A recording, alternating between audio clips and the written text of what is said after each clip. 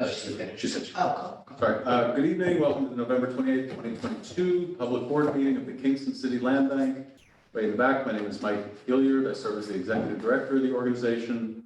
We do ask that members of the public limit their comments to no more than 2 minutes per speaker. And with that, I will turn it over to our board chair, Daniel Cantor, who has a gavel. Hello, everyone. Calling this meeting to order. That'll be one of 50 times I do that. We do a roll call these days, which acts as a statement of quorum. So my name is Daniel Cantor, board chair. Bob Dennison, vice chair. Nate Hagan, treasurer. Mark Stark, secretary. Aaron, Chelowich, board member. I state we have quorum. Great. Okay, can we real quick vote to accept the prior meeting minutes as uploaded to YouTube? There is a list in the board package of resolutions from last meeting. I'll make a motion to accept the minutes as uploaded to YouTube. Second. Is there any discussion? Good, that's the hammer does that.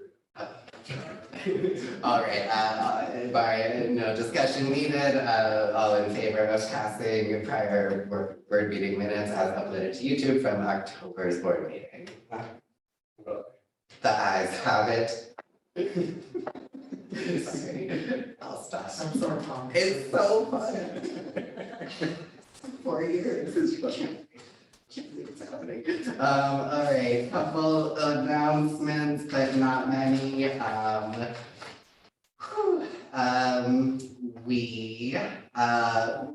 The headline closed at 149 Greenkill. Our homeowners have moved in. I've corresponded a couple of times. They are thrilled. They wanted to know what paint colors were. Otherwise, have had no complaints. The house looks loved and cared for. As of course, I've driven by. So I saw it on the playground. really, Oh, I told them they're the nicest people. So let's see, we have a contract draft sent from our illustrious executive director, which the compensation committee will review in the next week or two. We're aiming to have it signed the 15th. Got it.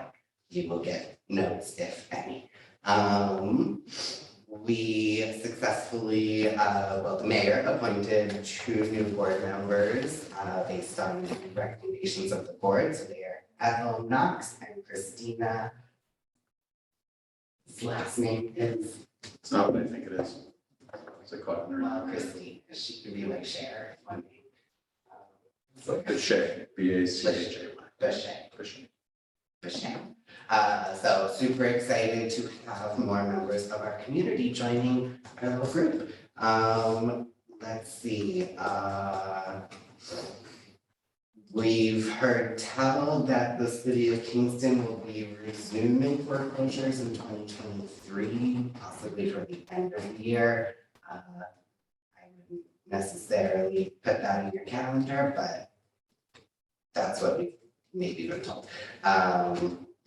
So obviously the land bank does not really exist without foreclosed properties from the city, at least in their current setup. So not that we're excited for foreclosures, but it's an essential part of our work. We have received a proposal on 108 110 Henry. Bob will talk more about that later. We RFP'd that property twice. We've owned it for about a year and change.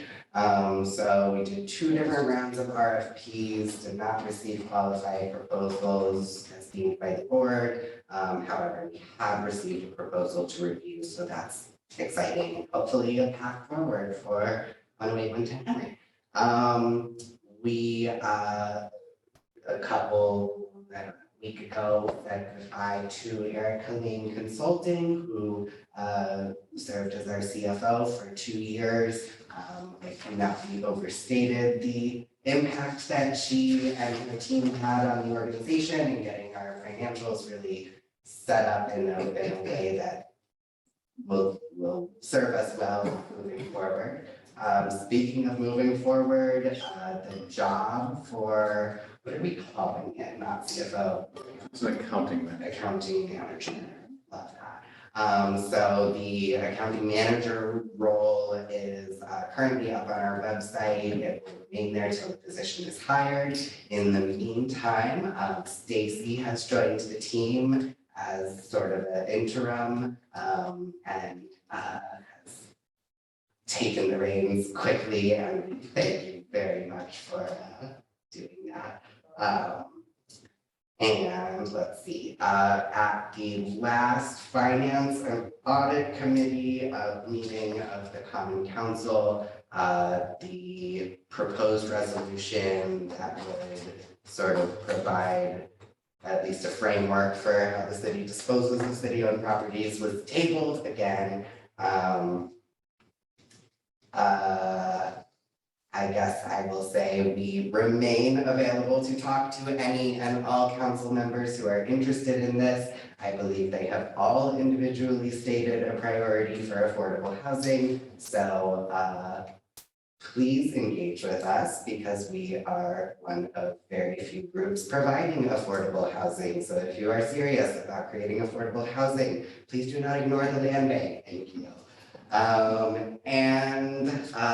Just housekeeping, was a request to move our next meeting from the 26th to the 19th, just 1 week.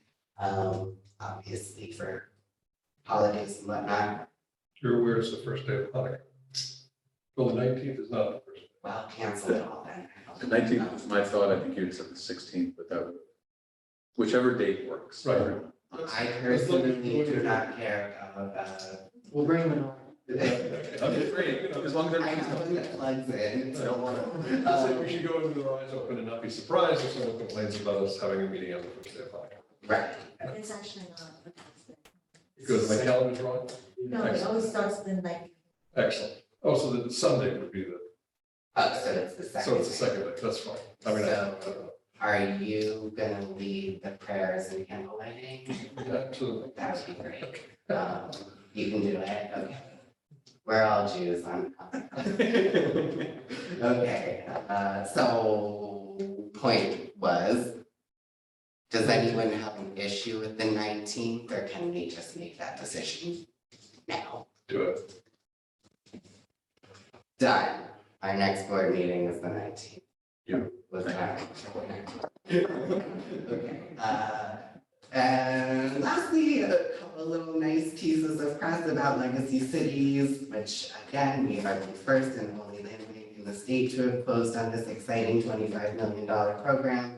So this month, we were mentioned at least in the New York Housing Conference newsletter, which is a big deal, and also HCR's newsletter, including pictures of us in our hard hats, which multiple people have now told me look like the hard hats are photoshopped in. It's really hilarious, but they were not, we wore them for real. And that's all I have, I think. We now have a public comment section, which is moderated by Bartek and Mike. However, I see no members of the public present, so I believe we can give the room over that. And now, Mike has an executive director's report for us. Thank you. Good evening, everyone.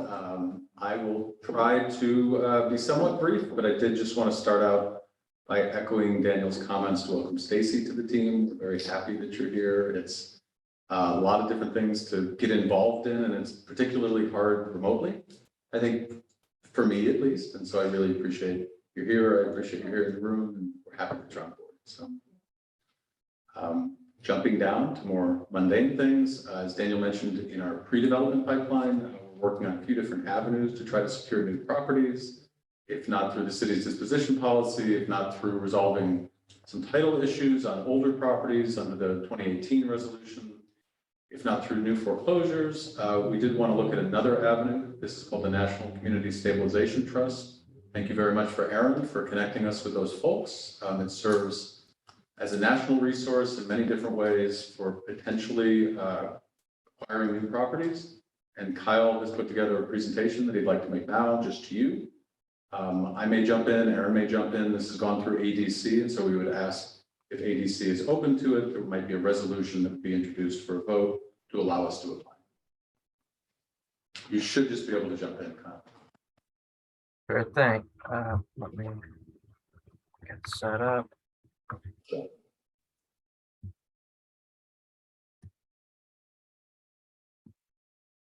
Cool. Is everybody seeing a PowerPoint? Excellent. All right, thanks, Mike. So just wanted to provide actually, sorry, one second. Let me just make sure I have this set up correctly. All right, is everyone still seeing the slide? Yep. Cool. All right, thank you. Sorry. Cool. All right, so this is just a brief overview of the National Community Stabilization Trust acquisition programs. As Mike's mentioned, Aaron introduced us to the NCST team, and we ran through this presentation at ADC committee last week. So Mike or anyone else, feel free to jump in on this. But after talking through this, we decided that this is an opportunity that's worth pursuing. Just for this presentation, I'm looking to provide an overview of the program, talk about next steps, should we move forward with it? And Mike, I think you had some overall thoughts he just wanted to start with. Sure, yeah, I think that this is a good framing for this. It's not that this is how we will get our pipeline. It's not how other organizations necessarily secure their pipeline. It's an opportunity to be well placed. If for some reason a tremendous amount of foreclosures come into our community, that is the kind of level setting of all of this. And Kyle will get into the details about what it looks like, but it's not necessarily a pipeline that we could build an organization around necessarily. Yeah, thanks, Mike. Yeah, just another option, and doesn't really cost much for us to pursue it. Yes, so the opportunity involves becoming a community buyer in the NCST program. Briefly, this allows us to access a pipeline of REO assets and purchase them at a discount for the general public. It's pretty similar to our current process, except there's a shorter review period and turnaround time, and that pricing, it's based on a discount to fair market value rather than back taxes. So in order to access this pipeline, we have to apply to be a community buyer. And if we pursue this, we'd be the only community buyer in Ulster County. So meaning we essentially have right of first refusal on these properties in this pipeline. So today, I just want to give an overview of this program, bring up some items we might want to discuss as a board, for example, the approval process and for review and purchase. And I'm going to get to this in more detail, but a bit more about the programs and NCST first. It was founded in 2008 to bring distressed assets to productive use. It's got two main interrelated services that we'd have access to as a community buyer. That's and our major concern today is the acquisition programs. So as mentioned, that CST helps transfer REO assets from a number of different entities to organizations like us. And associated with this, they offer support services that help facilitate these transactions. So some specifics on the acquisition programs, as mentioned, all these programs are designed to provide early access to properties at a discount to the fair market value. This is just a brief overview of some of the main programs. Overall, they're very similar. Some of them have different turnaround times, different sources. But yeah, we'd have access to all these programs as a community buyer. Essentially, NCST will post these listings onto their online portal, which we'd have access to as well, which provides some market information. Yeah, and with these programs, there's two main things to discuss, just the timing and pricing. So on timing, there's pretty fast turnaround for these programs. Again, there's a range of programs, but they all have kind of relatively similar turnarounds. A listing will go live on their online portal, and then most programs give about a week for due diligence, at which point an offer price is given to us, and then we have a day or two to decide if we want to accept that offer price and purchase. If we decide to purchase, we're committed to a 45-day closing timeline. This means we need to have funds lined up if we decide if we want to pursue a purchase, and then also to successfully close. And we're in discussions with Novo to arrange funding for this should an opportunity arise, but this is just something that we need to consider. The other main consideration is pricing. So as you stated, we don't really have clarity on pricing until we enter the process, but it's based on the formula see here. It's the fair market value determined by the seller, reduced by cost savings, things like marketing, maintenance. It also doesn't consider rehab costs.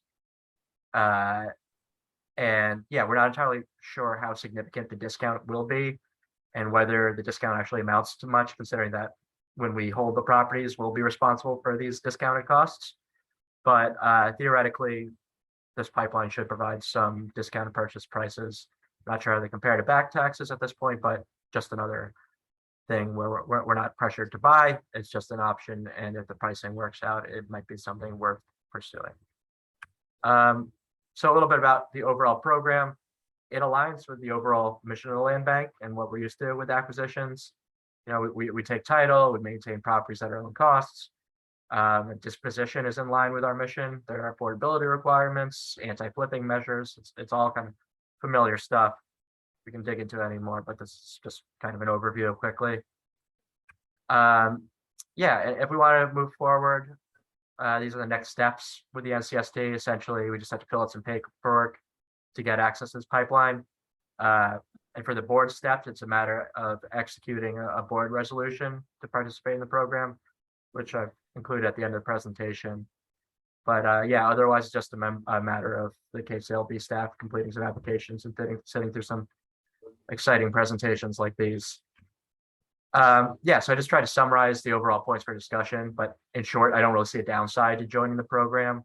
There's no requirement to purchase any properties. If we become a community buyer, we get access to a new source of properties, something that might come in handy, just given questions about future pipeline. Any downside only really comes with the actual acquisition process, but it can easily be managed, things we've handled before. Just need to establish procedures for review and approval. Other than that, my only questions are really about the size of the pipeline and the amount of savings we might realize. But I don't think it hurts to see these properties for ourselves and make decisions about this. And yeah, nearly wrapped up here. Can open up to any questions, but first I want to show a copy of the boilerplate board resolution. I think this would be part of our next steps to move forward with this. I'm going to hand the discussion over to Bob, who can speak on behalf of the ADC.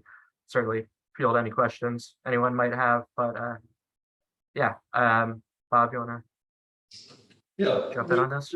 Well, we talked about it at the meeting and thought about it a little bit, given that there's really no risk because, you know, it just gives us a free right of first refusal. So taking a look makes sense. Why not be the one? We don't have to buy them. We don't have to execute. I don't see a downside. But, you know, if you do decide to do one, you know, there's a panic as you try to get this all done within the time frame that they have. But that's Mike's problem. No, that's, I think we handle It it. would be, but I think we could handle it. We would have between 24 and 48 hours to make very quick, you know, offer based on it, and we would all be over communicating, and I think we would learn as that happened what the process looks like. But right now, all we're seeking is just to apply, to be added as the go-to when something becomes available. By way of reference, I think last year they told us that one property had come through this process in Ulster County, so it's not like a flood of fire drills that we'd have to look into. So Now, the other interesting element would be what if the property is not in Kingston? Which is, you know, can we operate outside of our GDP? They said, what they told us was that they would set a catchment area, coterminous in their software, coterminous with the area we serve. So while we'd be the only group in Ulster County that's eligible currently in the program, we would only actually be provided an opportunity to buy properties in Kingston. At least that's my understanding. And yeah, I believe as part of the application process, we have to define like a market area that, yeah, would from our end do the same thing. It's also the only thing I wanted to say is it's also worth noting just on this this draft board document that essentially we'd be authorizing Mike kind of, you know, normally when we sell a property, we there are board resolutions for each, or buy a property, there are board resolutions for each property.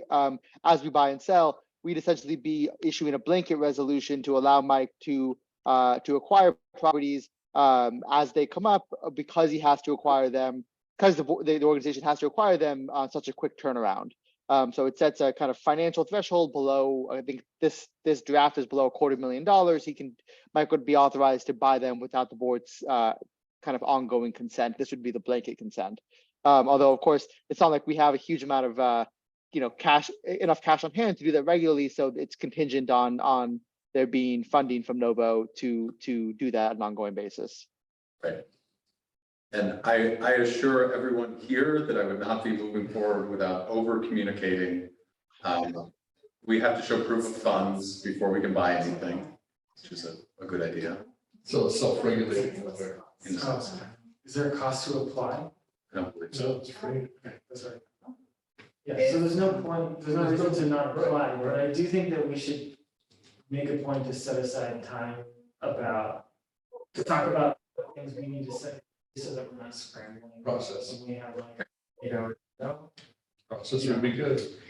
Well, the idea of kind of having just a dedicated acquisition fund that we may or may not use, it's not a foreign concept to know what we talked about at any time, so I think that's one thing to set up. Are we aware of other land banks in the state doing this? I'm not, and it didn't come up, although this is a sample resolution for a land bank, so there must be precedent. They gave this to us. Oh, So interesting. I'm assuming they're working with land banks around the country because they work nationally, so this might not be in New York State. I'm not aware of any other land bank in New York State that's using this, but that doesn't necessarily mean it's not true. They have, yeah, as Mike was saying, this is from this specifically mentions land banks, and they work with a number of land banks. I'm not sure about New York specifically, but yeah, this program is kind of designed to facilitate land bank transactions. Well, Has Brian seen the draft resolution? He is not. I can run it by him. They did stress and highlight that all their documents are non-negotiable. So I still would run it by Brian before signing it, but their contracts and forms are not really open to debate. my question about the resolution is whether it's at odds with our bylaws. Like, we might need a bylaw change if, Or we could change the resolution to match with the board, to match our bylaws. right, I mean, I think it makes total sense given just like how quick things need to move. But We don't want to be at I odds. think it's in the bylaws. It's a good and the board needs to authorize. Absolutely. Absolutely. It's a great point. We'll look into it. I have a really dumb question. What does REO stand for? Real estate owned, bank owned property. Oh, cool. There's so many acronyms in this line of work. A new one every minute. So I know that we don't have a sense of what the discount is, like, Right. we don't know right now what that cost will be of these properties versus something if we had to pay the full back taxes, right? Or do we have any sense Or of if we like, want to buy it straight up, I mean, we can buy property. You Well, know, also, if Right. it's, just buy it, you know. isn't the timeline on bank foreclosures faster than municipal? No, okay, thank you, resident expert. what I was And- wondering is like, what's do we have any sense of what the? That's the question. We don't know what the discount, the ultimate discount would be. Oh, no, not the discount. I'm curious if we have any sense of like I'm trying to think of the right phrase, how to put this, like the status of these homes compared to a city foreclosed home. Like, do we think that these are more than likely homes that have been abandoned for a long next time? Do we think that they? I think Aaron might have some insights into this, given his line of work outside of the land bank, and if my speculation, having worked with this program once before at a very specific time period during 2010, 2009, was that it was banks looking not to have to mark to market their entire portfolio. So they were recently foreclosed and brought onto their balance sheet, maybe is the right way to say it, but they recently became liability and they want to move them very quickly. So they wouldn't be sitting for a long time because they don't want to have to deal with that. part of that. That's my understanding as well, is that we're less likely to see the long vacant homes in Kingston coming through this pipeline than new foreclosures. Although the way the program that I tangentially work on them with professionally is slightly different than the way we'd be acquiring it. We acquire for work. We acquire them in tranches of kind of bunches of foreclosures, not individual homes. So it's slightly separate, slightly different. But that's my understanding. The quality, it's going to vary widely, and we won't really know until we get in to a certain extent. You know, you can see from the outside, but there's not going to be a huge amount otherwise. And then the ongoing cost question, this came up, I think during the ADC committee, and I asked about it internally because I didn't really know kind of how much we expend on the properties, you know, over the 1 to 3 years we hold them before they go into rehab. And from what I was told, essentially, you know, there's a certain ongoing fee to secure the doors, like to secure the property, and then there's just the regular maintenance. But otherwise, we haven't acquired properties through them, at least through my work, where there are kind of major structural issues, for example, where we then have to expend you know, huge amounts in capital costs before we go into rehab. The buildings are generally recent foreclosures that can withstand, you know, a year vacant before they get rehabbed. And what about title issues? Like, do these have more or less title issues because they're bank foreclosed? That's a great question. I don't think we'll know until we get into it. We can't run a title report in 48 hours. So that's the risk. I think the risks are not observing things when you go through the house quickly and not knowing how to be aware of title issues. So that, I think that has to be weighed against any discount. It's a good question to ask the stabilization trust, though, is to what extent the banks can guarantee, like, to what extent that's guaranteed, you know, that in coming into the program. I don't know, Mike, if you have experience with REO properties from other your, you know, prior work experiences and title issues that have resulted. I haven't, and in 2010 we didn't really pursue it because another organization was named the primary for New York City, and it wasn't us. So we sort of didn't get a seat at the table. Yeah, no kidding. Yeah, so Mike, so everyone else, the organization that I work for was named the primary for New York City. I wasn't there at the time, but that's why. But I think we would have to look more closely over the documents that go into the contract of sale. They might stipulate that closing is predicated on a clean title or something. I don't know. So we would want to dig into it more. They could affect the offer price, obviously. Of course. Cool. Does NCST encourage lending institutions to join the program? I mean, I understand the incentive structure for a bank to participate, right, to get property on its balance sheet, but is there any promotion of the program? I would say Clear the at benefits? this meeting, I could only speculate as to why banks participate in this program, and so I'm not aware of any advertising for it. It's pretty under the radar, and I think by design. It's a coalition of the willing, and the willing basically involves the bottom line for the banks.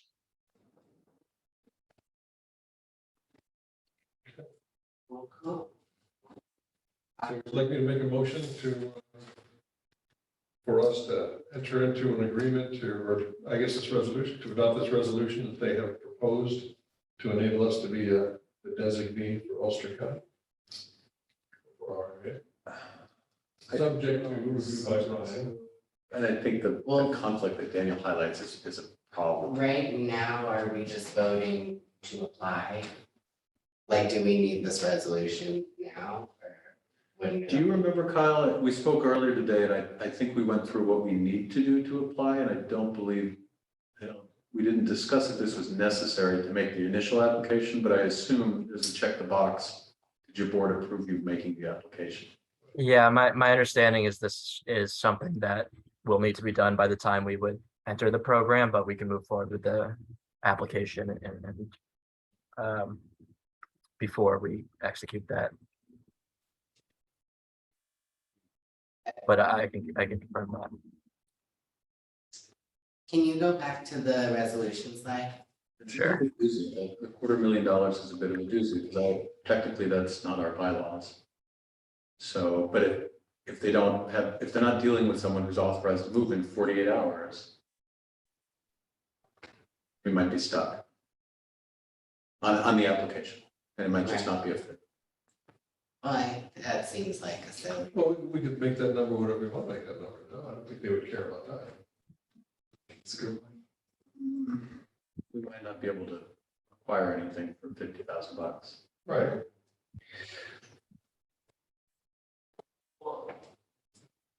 And it's not true. Aside from the potential bylaw concern, do we actually have any issues with this resolution?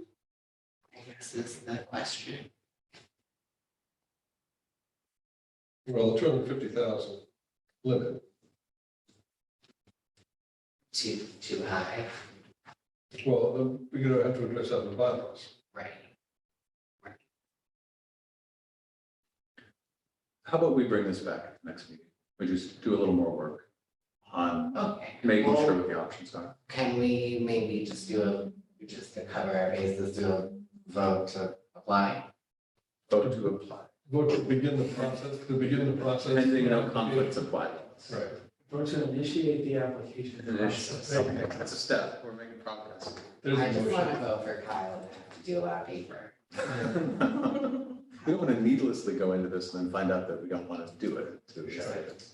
Could you ask them if that's negotiable, that I think they might be okay with it, but the issue would be that the properties are just discounted to the market. So right now, they might say, okay, here's a property for $251,000, that's the price. And so I would be like, oh, we don't really have an internal process for approving that, let me wait, and then Well, 48 we would hours is still gonna go. submit an offer that doesn't necessarily have to be. I think, Kyle, correct me if I'm wrong, don't they tell us what the price is? I don't Yeah, believe they do. Yeah. And then we have 24 to 48 hours to decide if we want to accept that. And we could say no. Yeah. And conceivably, they could come back and say, okay, how about, Also, if this is like a boiler, I mean, 250. It could be based on just a totally different market. Like I can imagine bids are not in Kingston generally selling 250 for a probably derelict house.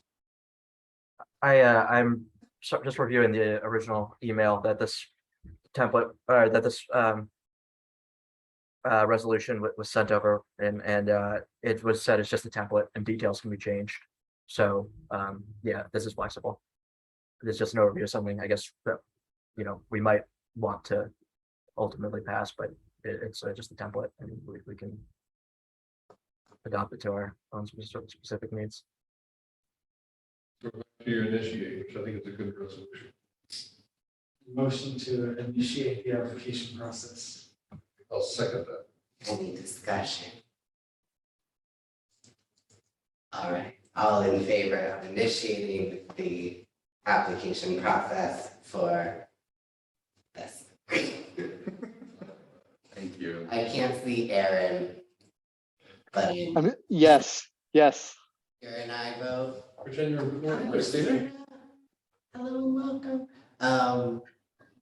Okay, motion passes unanimously. Got it. I had a few other things if I could just run through. No, No, that's it. You got the apple. Okay, thank you. Just continuing down the pre-development side, we have 4 homes, 4 properties in pre-development. 3rd Avenue, we have some updates this month in terms of the phase 1 report came back clean, which is good for environmental purposes. As did the title, a very minor issue that's very navigable. And soon the survey will be done. So we expect to close this year pending the seller's attorney's responsiveness. So it has been somewhat slow. We're waiting for the surveys to come in this week, and then we will reach back out again. So we've turned in our comments, feel the contract is good. Brian does as well. We're waiting for the attorney to follow through. Updates on Henry Street will be discussed at ADC. Gill Street and Downs, no updates for the purposes of this meeting. Construction updates, I won't steal Owen's thunder, so he has some updates and a great new dashboard. tool to kind of give some overviews of where we're at, that he'll be talking about at ADC. Hamilton is also something that we were going to discuss today. It seems like we may not have attendance of the person who wanted to be at the meeting to talk about where they're at in their project. So I don't know if the chair would like to table that to next month. I did submit a letter. He did submit a letter, so we're not at ADC yet. I just wanted to mention that was my update. That might be here, hopefully. So 13th of December. So we should look to extend it. Okay. And then new funding updates.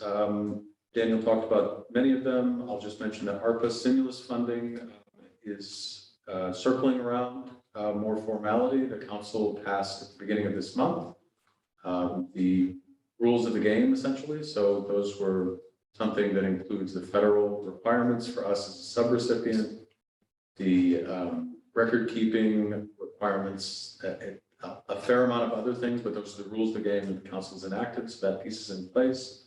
We're looking forward to engaging with the city around that further. The LBI, the Land Bank Initiative funding, for which we were awarded $200,000 for the first tranche for the first year. Planning on submitting that in December. So that's great. That's my update on that.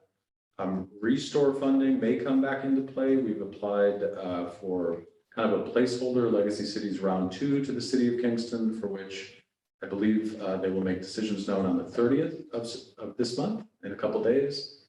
Looking to hear back on that. And then 2023 Novo General Operating Grant should be funded and in our account within 2 weeks. So those are my updates. Thank you for your time. Cool, thank you. Any discussion for Mike before my? Oh, sure. Cool. Christina, we don't usually have a gavel, it's just a special thing for tonight, so I'm going to use it. Okay. Bob, Yeah, there Dennison. you Get go. about Acquisition, disposition, and construction. Take it away, Owen. I'll let you start off with your updates and fabulous new tool. Hi, everybody.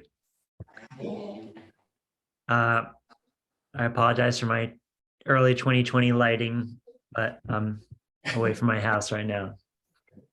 Can you hear me all right? Okay, great. So first, I just want to touch for a moment on 124 Franklin Street. I don't mean to be like withholding or cagey with my words, but or come across like when they say like can't comment on ongoing investigations or that kind of thing. But I feel like so. As most of you know, we've had performance issues on that job by our contractor, and we've been working with them to overcome those, and we continue to have sort of a variety of false starts as far as getting progress going, and I'm personally sort of turning a corner as far as my optimism about their ability to turn it around, and but still cheering them on. And I think Mike and I are planning to work this week to make it clear for ourselves what specifically we're going to ask of them that's going to trigger a different mode of engagement. So I think I know we've been saying now for a couple months, like the next month we're going to see whether they get it together or not. And I'm kind of saying we will be in contact in the next couple of weeks as far as whether it pops or whether we have to change the way we are engaging with this contractor. So I hope that wasn't too vague. So I will now share my screen.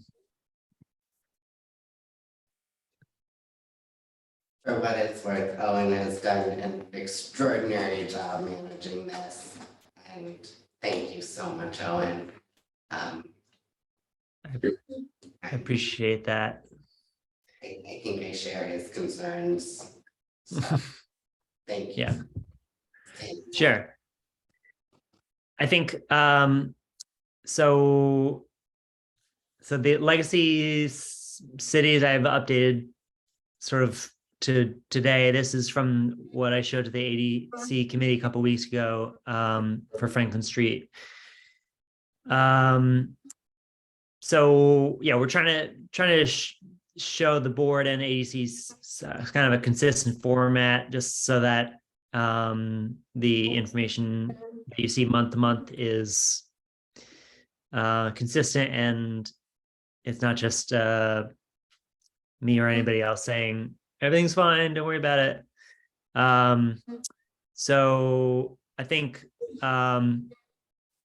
things to highlight with this project are that it's good on budget. Our GC contract is well priced, and that it's very behind on schedule at this point. And GC is not catching up on schedule. I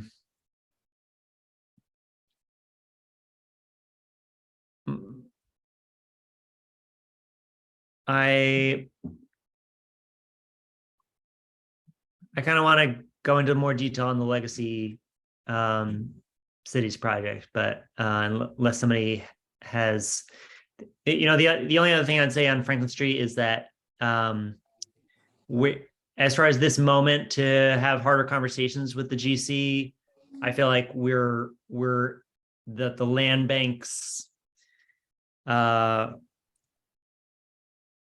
far as how far we're extended with payments, is the land bank is in a good place to be having hard conversations about with the GC. So So this may not be relevant to this conversation or this committee, but we are not planning a 12-1 marketing commencement, please tell me. We are not. I think Owen still has that on there because when we met at ADC, that was a conversation topic, pending some updates that I could give if I had them from the state, but I don't. So we're not From planning. the state on the fair housing marketing thing. Essentially on what financial resources the state is providing in the form of buying down mortgages or introducing a new fixed rate mortgage and loan product will allow us to sell any of the homes, because we were going to sell all three at once, was the idea. Sorry, and that would apply to Franklin or just the Well, legacy cities? It probably would only be for legacy cities, Got it. but we're going to market and sell all three under the same timeline. Yeah. So we're not starting marketing and selling them. The 3D, the two legacy cities and this one. Yep. Okay. Yeah. And the two other legacy cities not to be sold. This, So it's a placeholder. no, yeah, that's, I just No, wanted glad to you be had it. clear. All the members of the public Right. listening in, Yeah. surely, we will not be marketing a home starting in 3 days. Yeah. Okay, thank you all. Yeah, Owen, you should talk just briefly about what you've created here and the categories and how it works. Okay, sure. I'll run through it quick. So this is our GC contract amount.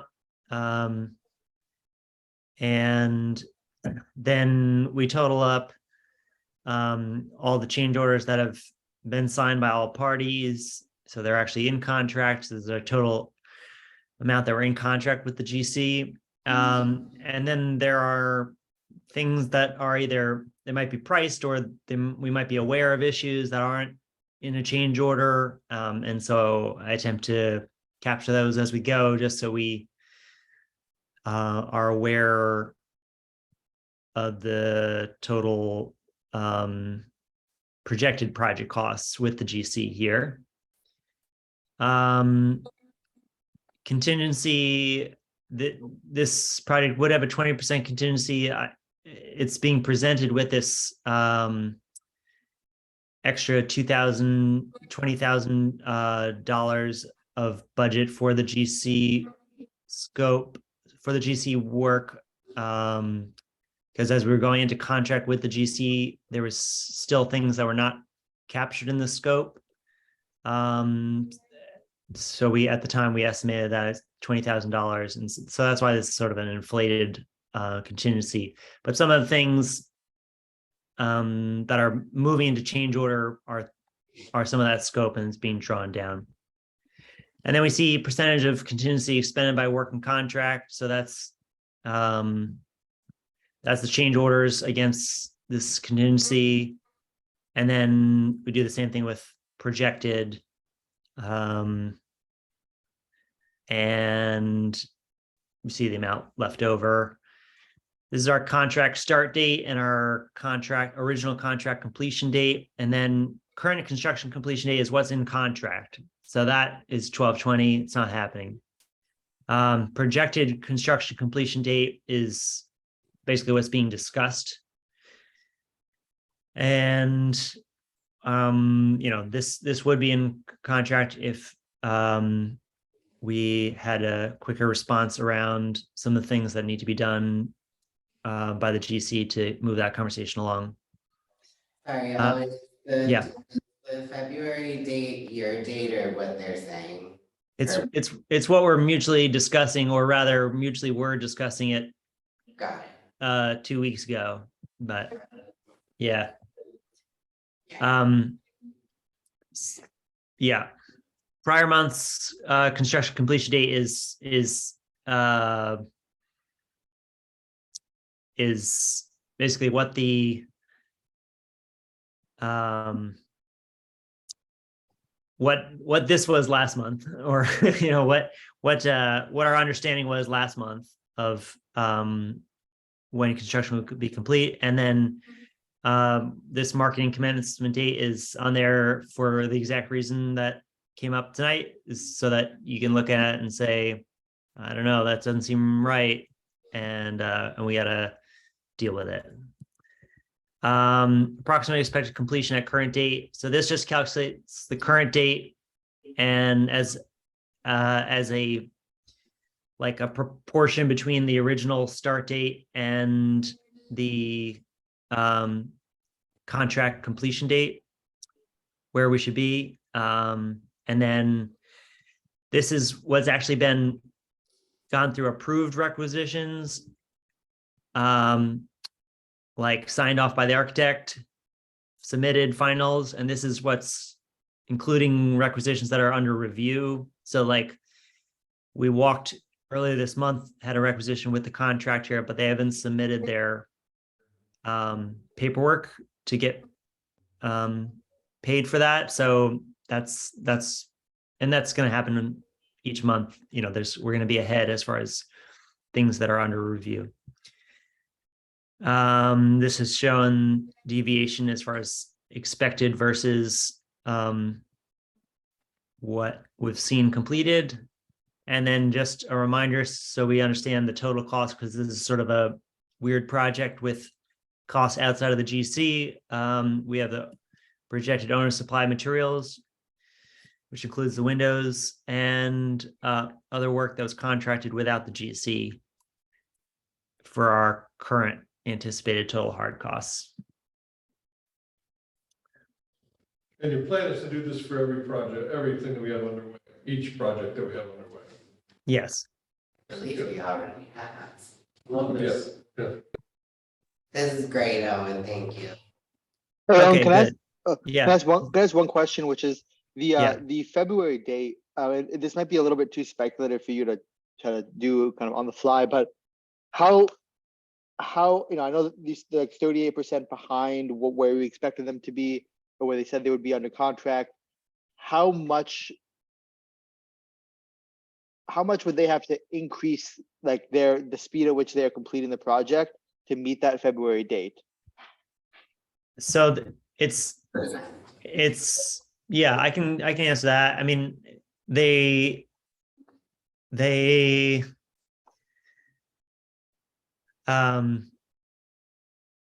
like if they met their July rate, they could do it.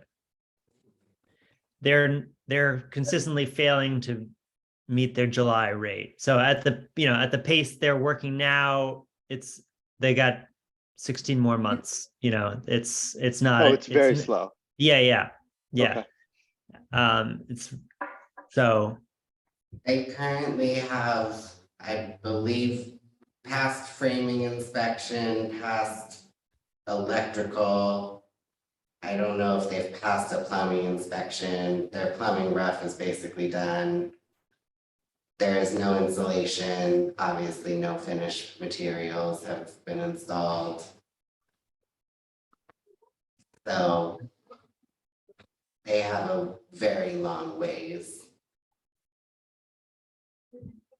Gotcha. That's helpful. I don't think Yeah. I quite, yeah. Okay. That's very helpful. Thank you both. Sure. So this is the legacy city sheet. This is updated to today. I wanted to change that just because when we talked to the ADC committee, all these change orders were basically at 0 because they were in this pending potential zone. Since then, some of them have gotten signed and included in our work that's under contract.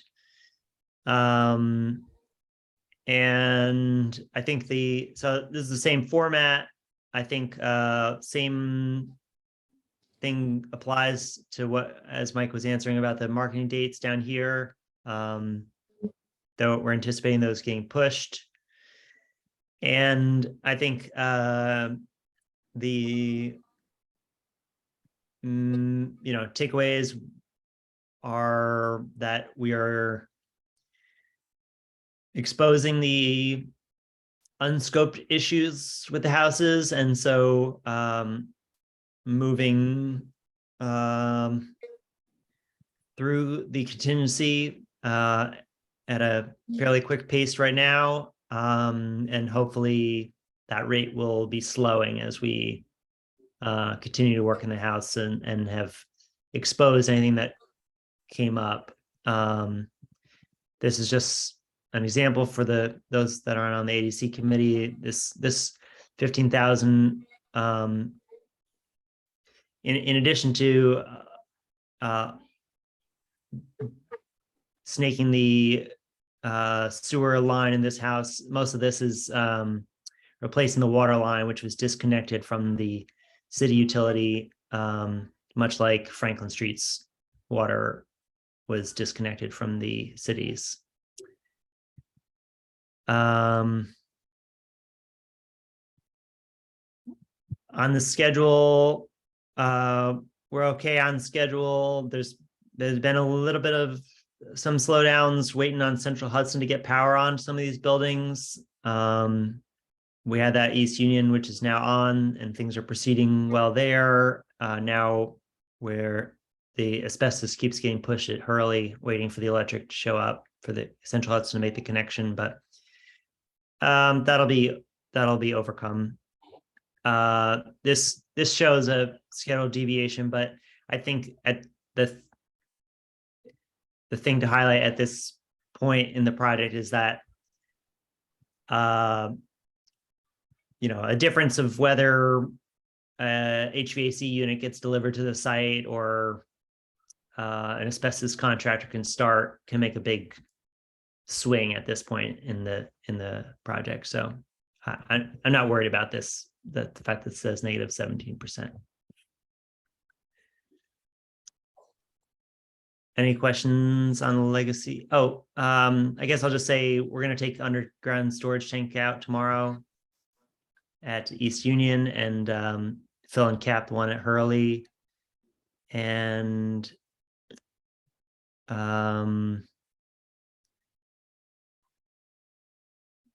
yeah, hoping to get that power on it at Hurley quickly so we can get asbestos abatement underway. Beautiful. Thank you. Thank you. Excellent. All right, should we move on? Good job, Mo, I appreciate that. Sure. 24 Hamilton license agreement, we have our buyer, Scott Nealon, has submitted a letter describing his challenges in getting a contractor to do his work and asking for an extension of his license agreement to the end of January so that he can continue to work. His present one expires in the middle of this month, no, middle of December, next month, it's almost December. And it's it's likely he'll need the extra time. So the ADC committee recommends that the full board consider a resolution to extend his agreement. Did everyone get a chance, he submitted a letter as well. You read it? There it is. I thought the letter was I explained the situation. makes total sense. So, I guess the question is, how long? It's in the, It's in the board packet. It's the one pager, basically, he's waiting to get a real written quote estimate from the contractor that it sounds like he will be hiring. After he gets that, he has to go to the bank. His budget is higher than expected, so he has to apply for a little more money. He has a projected closing with the bank as January 30th, I believe.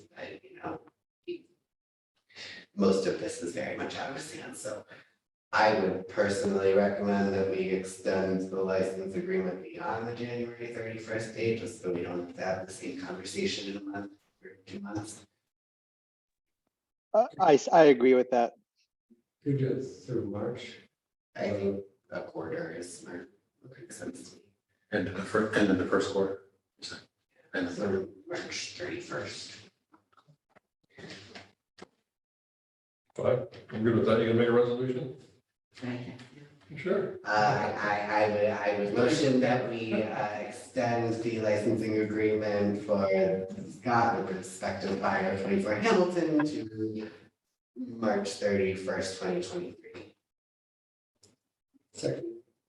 Any discussion? All in favor of extending the licensing agreement to March 31st, 2023? Motion passes unanimously. Created a monster. 110, 108, 110 Henry. We received a proposal from a buyer, Novo, who wants to buy it and convert it into a daycare center and or partial occupant and daycare center. I read the proposal, it's pretty good. I think everybody on ADC read the proposal. I hope everybody else read the proposal. It's pretty short. The ADC committee recommends that we accept it and authorize the sale of that. The board authorize the sale to Novo based on their proposal.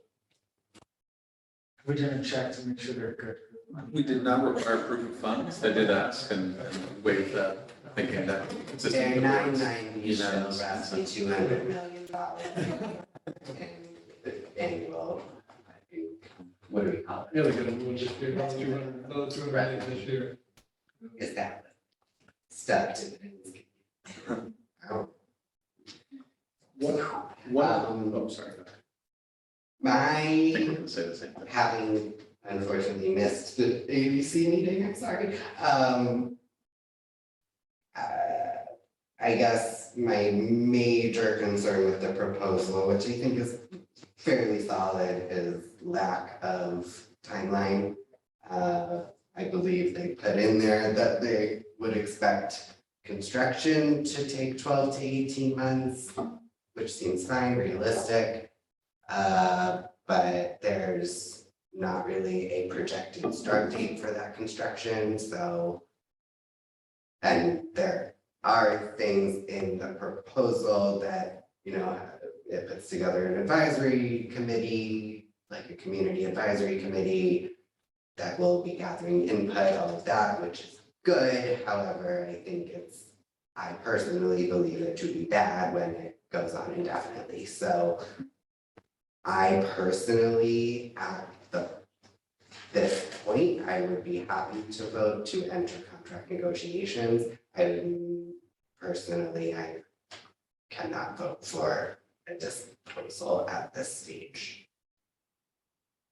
Is that, Do you want to put a conditional, do you want to put a start date in the? well, I don't wanna like tell them, you know, I want them to tell us, but I think I would like to see either a schedule or a roadmap of this kind of community-led process that puts real dates around it, because without naming names, okay, naming names, yeah, I do not want the land bank to set another organization, no matter who they are, up with another thing that drags, and the building remains vacant. That building has been vacant for Too long. at least 10 years. Yeah. Possibly longer. Maybe It's been vacant. it's been vacant for a long time, and I think maybe a way to do that would be to have an exhibit in the agreement that is a schedule that's been presented and approved, so that we're starting contract discussions, but we're not signing anything or selling any buildings, because this is even further than 24 Hamilton.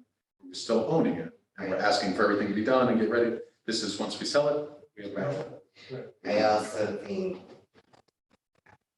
from the design committee, from a member of the design committee, I would like them to include some detail on how they will make the building a contributing member of a historic neighborhood that has no historic protection and is frequently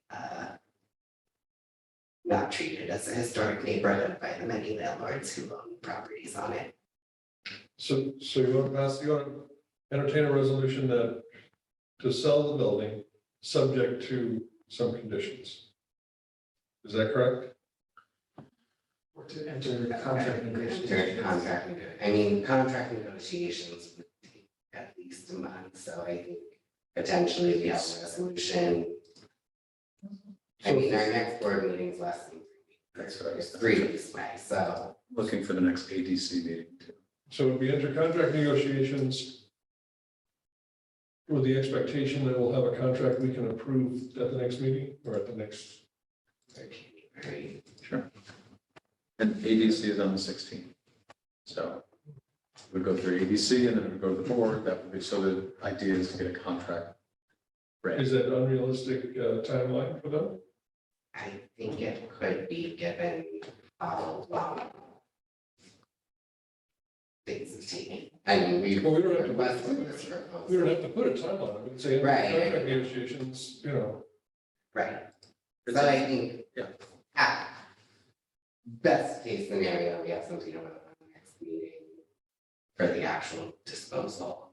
The proposal, I think probably worth noting for members of the public, is for 165. Which is let's say we'll. somewhere between two appraisals that we received.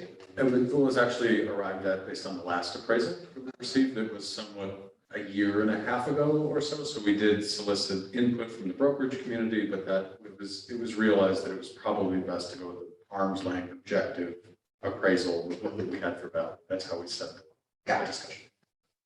So, Yeah, I'm not disagreeing with you, but they did include a timeline for renovation of 12 to 18 months for the project. And presumably, in order to start renovations, they would need to know what kind of facility they're running. Right, so they would need to do some groundwork before that. right, I just want 12 to 18 months, all well and good, but not if it starts in 5 years. Okay, I want some assurance that the building will be in use in a reasonable timeframe. But we also want to sell it. Of course we My worry is that, we're 10 years and we've had two, this is our second RFP request, third RFP request. Well, we've done 3. Yeah. So, 2. Sorry. right. So, I worry about making conditions that are gonna drive them. It wouldn't be a I thought there was condition, it interest. wouldn't be a condition of sale other than that we have an approved, agreed upon schedule. So, Which would be part of the contract. sure, but a violation of whether they own the property. We- Right, to actually endorse it, I just think, Right, the for reality, me, in order to make a responsible decision on behalf of the public, I'm not okay with no schedule. It should be- Mike, Yeah, having a Oh, sorry. schedule in the contract makes sense to me. I think Mike's point is also well taken in that once the contract's executed and they own the property, it really doesn't matter. gotcha. Yeah, that, I just wanted to clarify that that's what you were saying, Mike, that, because that basically this is a schedule for our own purposes, not, it wouldn't actually be binding in any way once we sold the property, which, okay. Put out in the contract. I mean, if they blow the schedule like crazy, like, No damages to us. I would like to be able to say that the land bank, you know, on our end, it's not like we weren't thinking about this. Well, and they may want this too. I mean, they may want to be able to say, oh, sorry, like community, too many cooks in the kitchen circle, like we have to move on based on the schedule we have in our contract, so, Right, gives them a tool. yeah. So what's the resolution say now? I think the resolution says that we are entering contract negotiations. So In that's other words, we are no longer, We're going to accept the we're proposal accepting the offer. and authorizing Mike to enter into contract negotiations with Novo to sell the building. yeah, and not to execute it, not to sell it, not to do any of that. That'll come up at the next meeting. Right. Everybody's- Once there's a contract for us to approve, right now it's not. It's a contract for sale for us to approve, so we couldn't.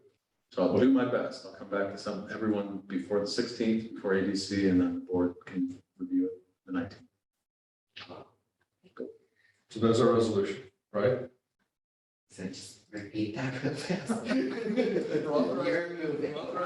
We're authorizing the executive director to enter into a contract, negotiations for a contract for the sale of the Henry Street property.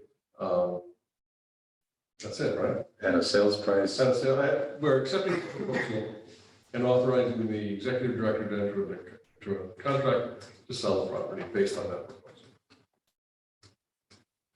So we need a second. To enter into contract negotiations or enter into contract? Enter the contract negotiations. Right, we have to approve the contract. Right. Okay. By the bylaws, Sure. maybe. Certainly for this one. And just to confirm, this is the only proposal that we got in response to our. so Third, I think for a that- second request. I think the history of this, sorry to cut you off, but given the context of this meeting, I think the history of this is important.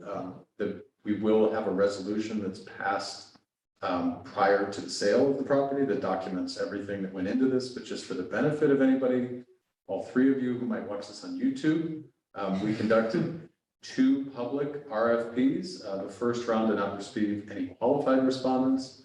The second RFP received no respondents. And within our disposition policy, we're not required to conduct any RFPs before entering into what's called a private sale. So that is what we are entering into contract discussions for a private sale per our disposition policy. So, yeah, short of listing it on MLS and just trying to sell it, like. Because Can I ask, Sale is Mike? based on the proposal that they submitted to us. It's not just a. It's mission. Right, right. Yeah, exactly. Mike, is this not, can I ask how long, I know that there was a question about whether, before, I can't remember if it was the last board meeting or 2 board meetings ago, about whether Novo, because we knew the submission was forthcoming, would submit it in time for the second RFP. Do we know, like how long after the second RFP did we actually receive this? So we entered into private sale negotiations 30 to 45 days after the second RFP. There was quite some time that had elapsed. And Yeah, they, okay. I think it's okay to say, they elected not to apply during the RFP process in order to create space for community members who were not Novo to apply. And that happened twice, so they were kind of only willing to apply outside of the RFP process. Okay, that's helpful context. Thank you. So you have a proposal on the floor. I don't know if it's seconded or It whatever. has not been seconded. Any further discussion? All in favor of authorizing our executive director to enter into contract negotiations for the sale of 108 110 Henry for the price of 165,000 American dollars. All in favor? Motion passes unanimously. I'm not gonna do it. Do you want to talk about that? I don't know if we have any updates. Well, you know. Okay. Then I'm done. Thank you, Bob. All right, finance and audit, I'm looking at Nate. Cool. I'm not gonna run through the October report. As usual, I'll save it in our shared files if any board members are interested. There really is not much to report in this one. It's pretty much business as usual, not really any huge incoming revenue or expenses. But we're overall in good shape. If there are any questions, let me know, or in reality, let Mike and Stacy know, because I do want to say, Stacy, Mike, and I met, was that last week? Was that on last week? Was that? And went through the October report and just talked generally about some of the things that we're hoping to do looking ahead.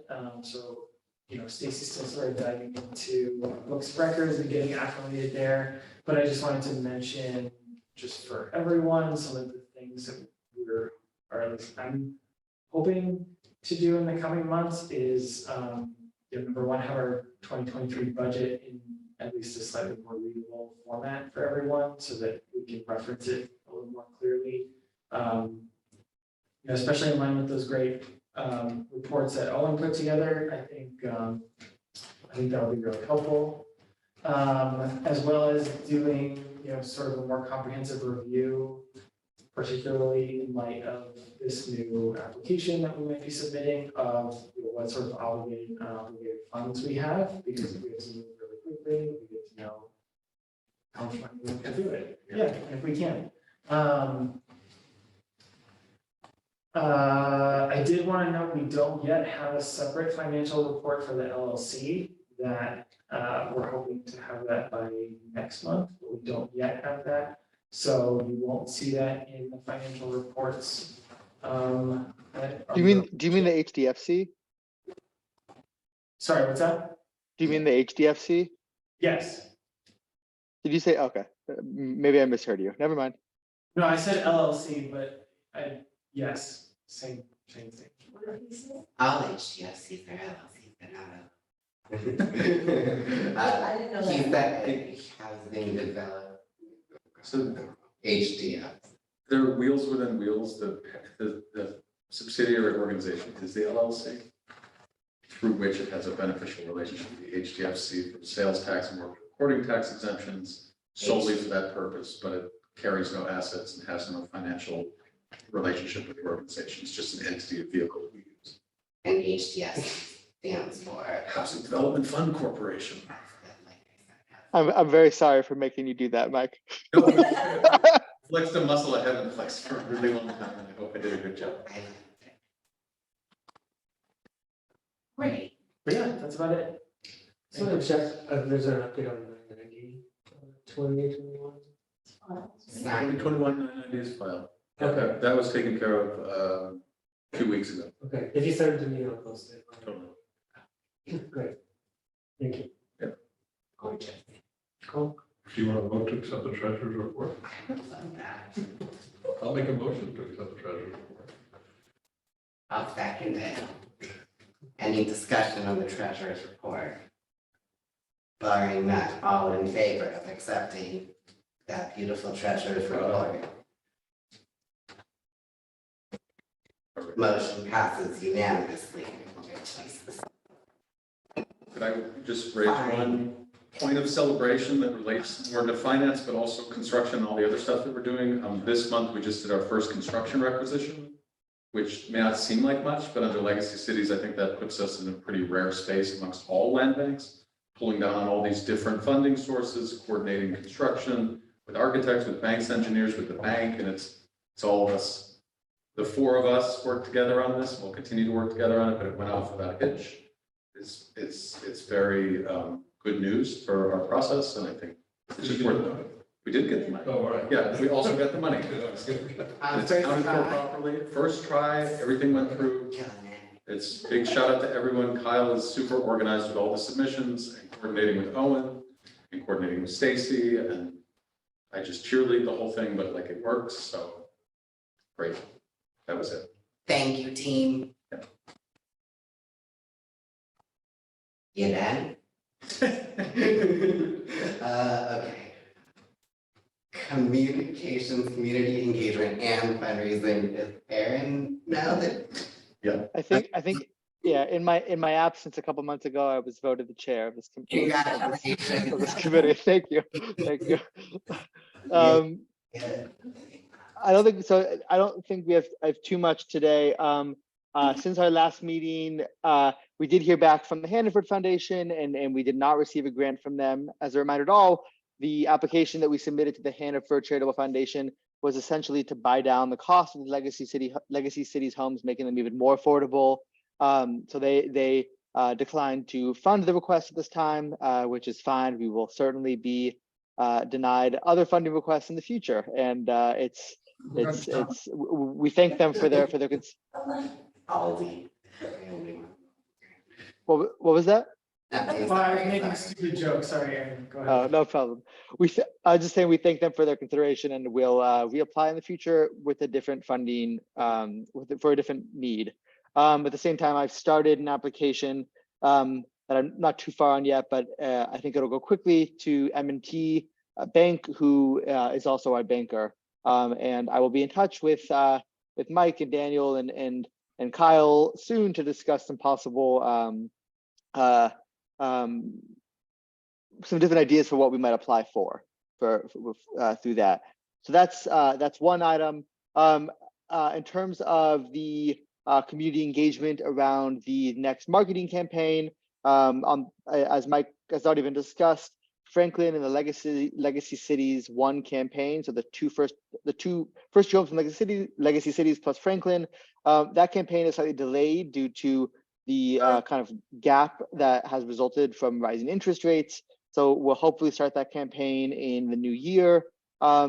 We quickly looked over during this committee meeting. We looked over the fair housing plan and discussed. My question for Mike was kind of what portion, what aspect of this campaign do staff want to handle, and what aspect should the board kind of manage? And I think it'll be an ongoing conversation over the next couple of months. But one thing we discussed was because we are the communications and community engagement committee, that we would handle reaching out to all of the organizations in Kingston that are listed on that plan. So it's a wide range of churches, other nonprofits, and community groups. So we probably will start discussing that in our next communications meeting, so that we can be prepared for when the campaign starts in January or February, whenever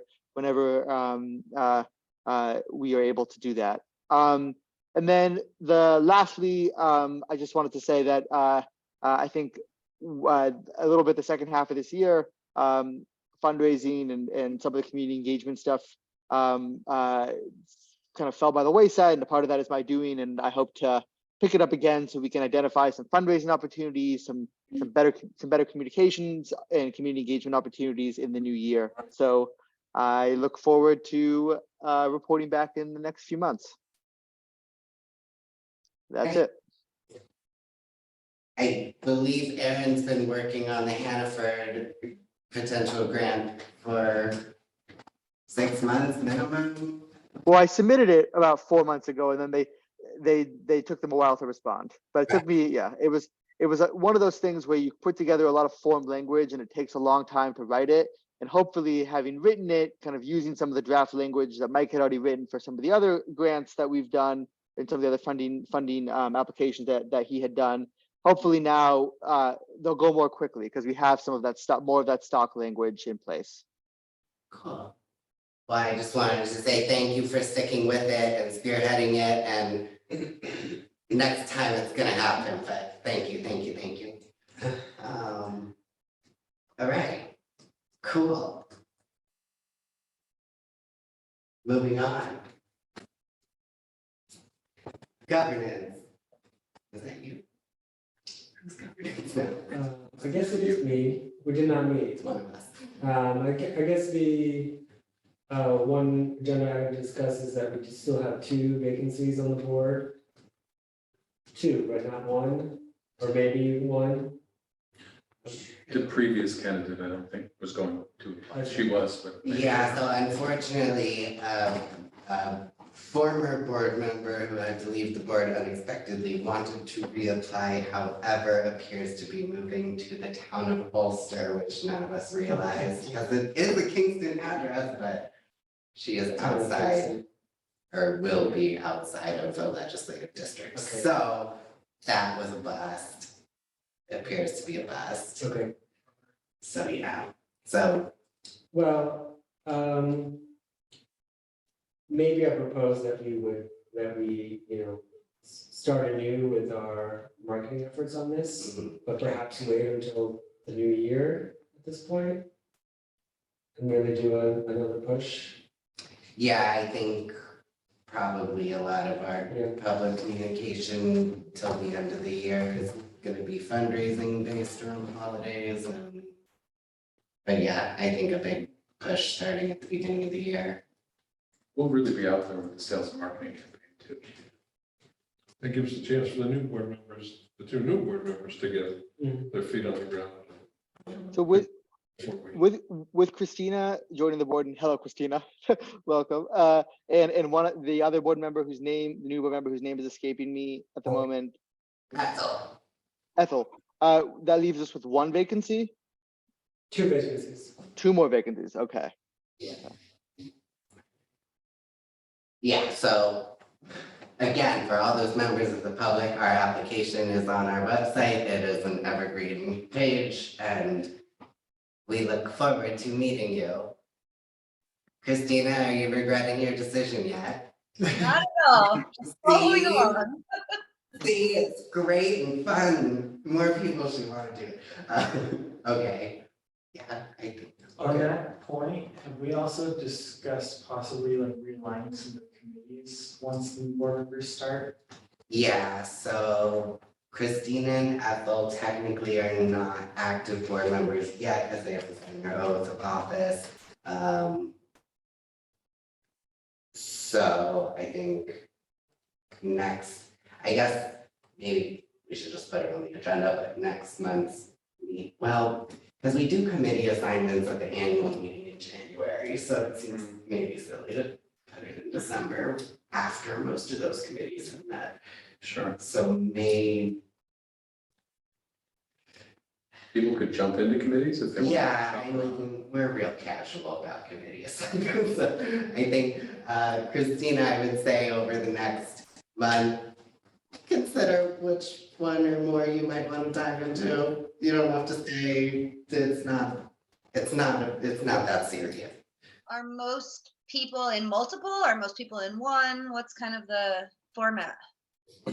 Most are in multiple, in part that's because our board got so tiny. But there's, I believe according to the bylaws, you have to serve on one. Sure. But more is up to you. Okay. I think most of us are in 2, except for Daniel, who's a masochist and is in every committee basically. You missed all the meetings, so.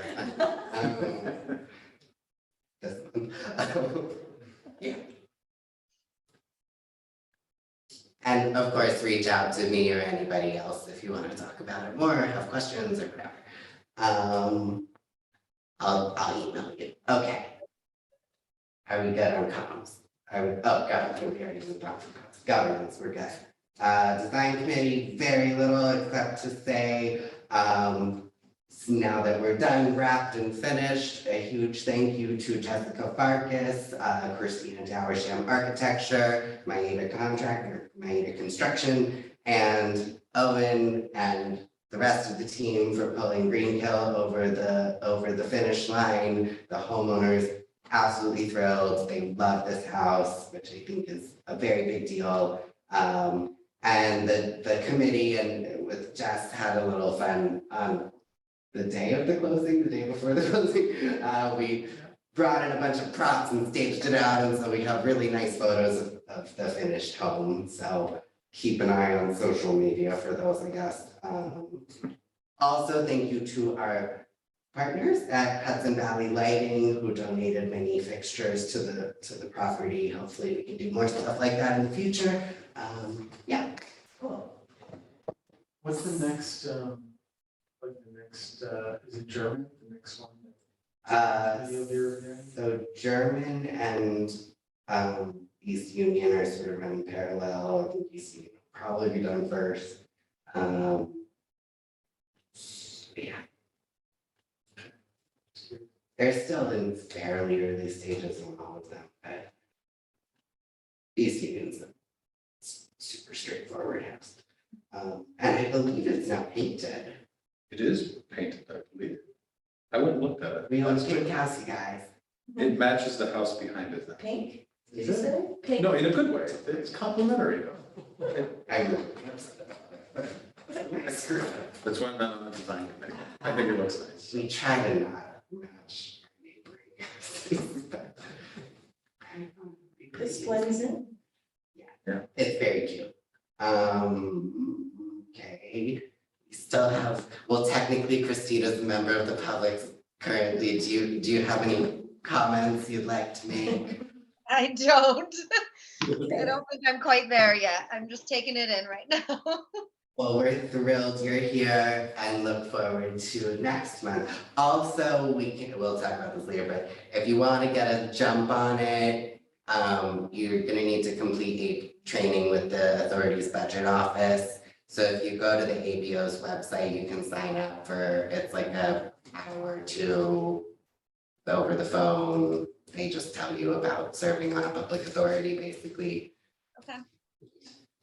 Yeah, I think you have a year to do it after you've been put on public authority, but I think it might even be more than a year, it might be. but, It's kind of interesting and, you know, Yeah. and Sounds they, easy enough. fiduciary duty discussions. they schedule, so there's other people also being trained at the same time, but Mhm. remote, you don't have to go there. Yeah, Which is good. it's. Okay. It's on your onboarding. It's on the, it's in the information? Okay. Okay, and new business. I have none. I have an announcement kind of thing, maybe a discussion thing. Did anybody notice that Rocco is this Saturday having a housing and colonization architecture gathering at 2:00 at there? What do we know about that? Not a thing. Forge, the Forge Group, Forge Project? I know Forge, but I don't know about the event. This has to do with the indigenous people and the whole,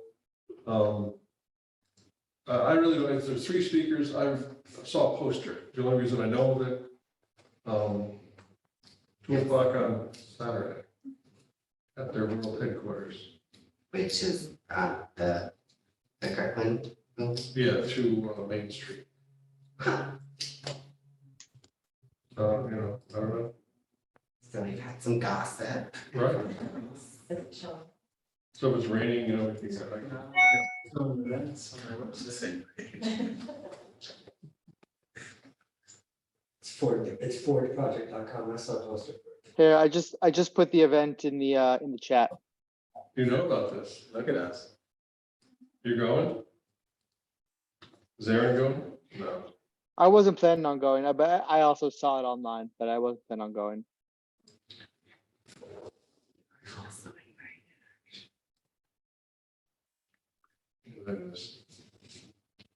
There's the, I will say I know the moderator of the event, this Professor Kwame Holmes. I've never met him, but he from Garden, yeah. through some somebody I know who was, I think, a student, or somebody I met who was a student of his at Bard, who I think was an undergraduate there a couple of years ago. I think he lives in Kingston. I know he taught a class at least a couple of years ago related to housing in Kingston. And I think had some online. They did something regarding some project regarding absentee landlords in Kingston, I think, if I remember correctly. But I really don't know what the event is about, but it might pertain, just looking at it, it might pertain to that in part.